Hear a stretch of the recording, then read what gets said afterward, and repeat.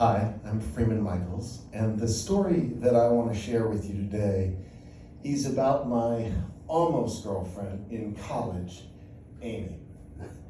The reason that I say almost is because we were neighbors. We lived next door to each other in off-campus apartments that we were both subletting for the summer after my freshman year. Neither of us was trying that hard to determine if we were a long-term match. I was focused on her hot body and her long brown hair, not her core values or life goals. She was exploring a new kind of maturity or liberation. "You're my experiment," she told me. Okay.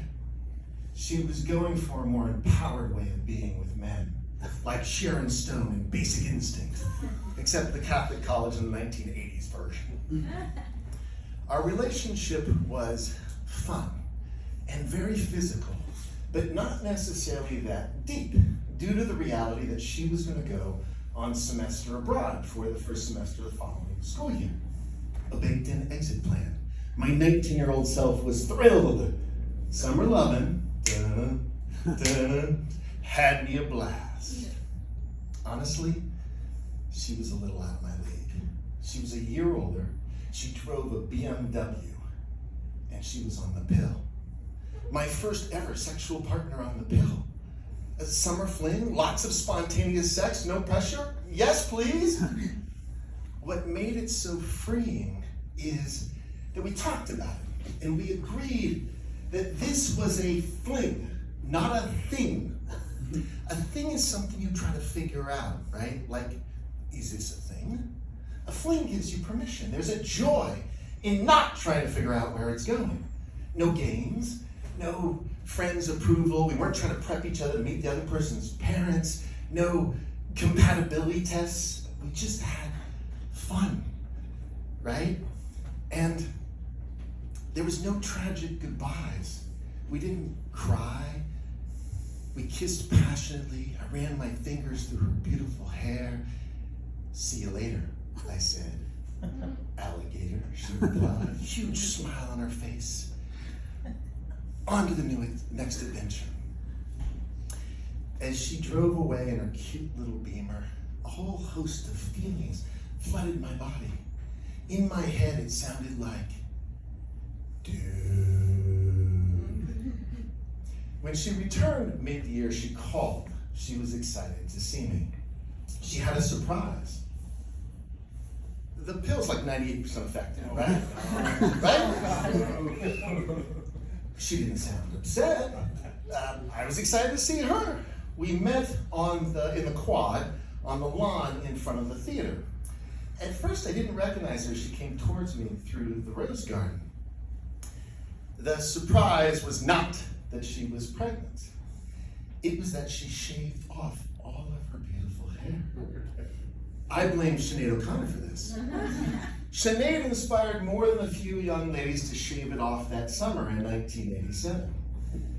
My mouth managed a few kind words, but it was inconsistent with the look on my face. It went downhill from there. I tried to cover, but what I meant was not the response she wanted. She was so excited to share the new Amy with me. Our relationship made me more spontaneous, and I'm more European now. She was selling me. I wasn't buying. The problem is, we had a physical attraction, a summer fling, without the thing scrutiny required for a moment like this. Sure, her hair would grow back. Part of me knew that. Was I really that shallow? Yes. And it's developmental. I was a 20-year-old man boy. FYI, the teenage knucklehead thing doesn't instantly pass the moment a male turns 20. I lied. I told her that I was dating someone. "Nice to see you, let's stay friends, yada, yada, yada." Her eyes welled up with tears. Should I hug her? No, that might make things worse. I stood there confused.